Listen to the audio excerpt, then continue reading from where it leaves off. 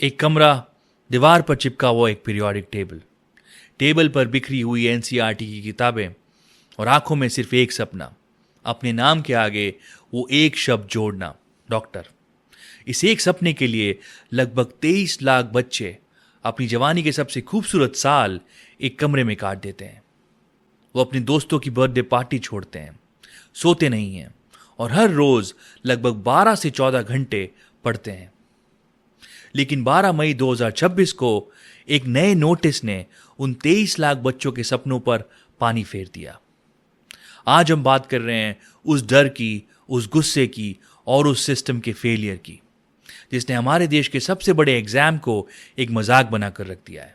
India's biggest medical entrance exam has been cancelled. The National Testing Agency has scrapped NEET undergraduate 2026 exam. और इस पूरे case के पीछे एक नाम सबसे ज्यादा गूंज रहा है, एनटीए, यानी नेशनल टेस्टिंग एजेंसी। एनटीए की शुरुआत साल 2017 में सेंट्रल गवर्नमेंट ने की थी। इस एजेंसी को बनाने का मकसद था देश के सबसे बड़े एग्जाम्स को बिल्कुल ट्रांसपेरेंट, चीट प्रूफ और हाई टेक तरीके से करवाना। आज की तारीख में एनटीए भारत की सबसे बड़ी एग्जाम कंडक्टिंग बॉडी है। नीट, जेईई मेन, सीयूईटी, इन तीनों मेजर एग्जाम्स के थ्रू ये एजेंसी हर साल लगभग 50 से 55 लाख से ज्यादा रजिस्ट्रेशन हैंडल करती है। देश के लाखों बच्चों का फ्यूचर एक हद तक इसी एक एजेंसी पर डिपेंड करता है।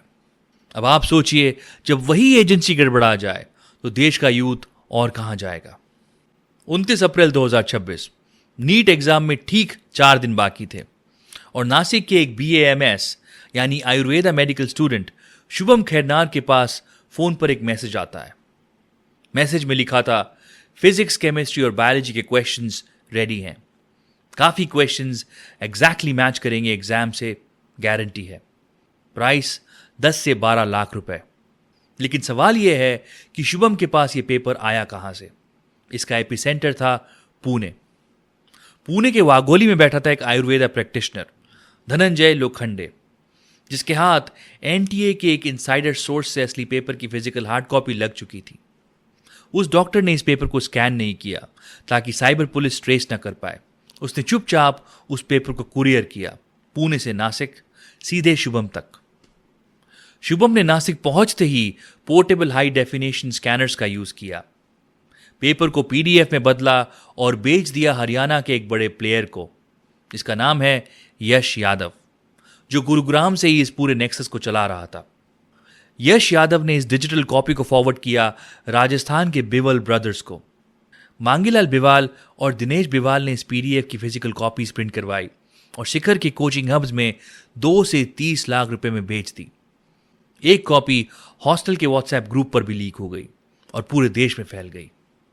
3 मई 2026 देश के 5000 से ज्यादा सेंटर्स पर 23 लाख बच्चे नीट दे रहे थे।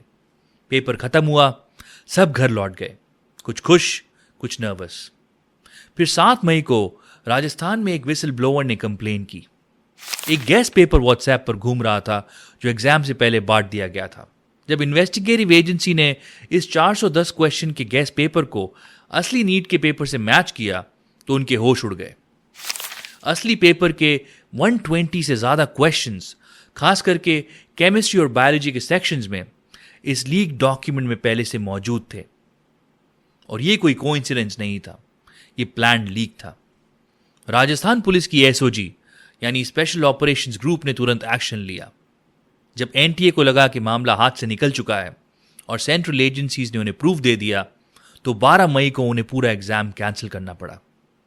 केस अब सीबीआई ने ले लिया है। टोटल 7 अरेस्ट हो चुके हैं, रेस चल रही हैं। रिपोर्ट्स के मुताबिक दिनेश बिवाल के तार ruling party BJP youth wing से जुड़े हैं। एनटीए ने अनाउंस किया कि री नीट 21 जून 2026 को होगा। लेकिन सवाल यह है, क्या आप उस बच्चे का मेंटल बैलेंस वापस ला सकते हैं? क्या 21 जून का पेपर अगर मुश्किल आ गया तो जो बच्चा 3 मई को क्वालिफाई कर रहा था दोबारा कर पाएगा? दिल्ली और कई शहरों में स्टूडेंट्स सड़क पर उतर आए। पुलिस ने कुछ एक्टिविस्ट को डिटेन किया। बच्चे बोल रहे हैं, हमारी मेहनत का क्या? पेरेंट्स परेशान, कोचेस भी प्रोटेस्ट कर रहे हैं। ये गुस्सा सिर्फ एग्जाम का नहीं, पूरे सिस्टम के खिलाफ है।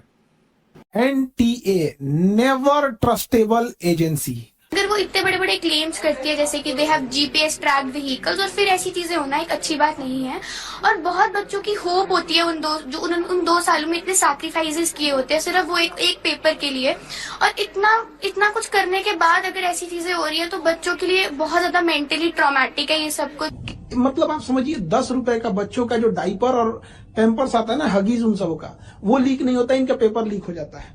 इतना घटिया इन लोग की व्यवस्था है। और इसकी जांच किसको देंगे? सीबीआई को। सीबीआई कब कौन से नतीजे पे बढ़िया से उतरेगी काम से, कहां जाएगा बच्चों का, ये हम बता रहे हैं। अगर ये सीबीआई को गया ना, बच्चों का एमबीबीएस कंप्लीट होगा तब तक इनकी जांच चलती रहेगी।